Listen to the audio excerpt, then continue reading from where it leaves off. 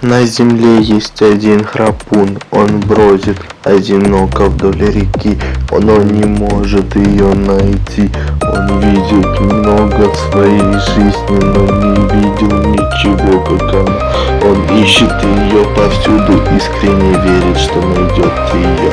Он идет по тропе, не уставая, он идет, зная, где конец. Он идет, не зная, где начало.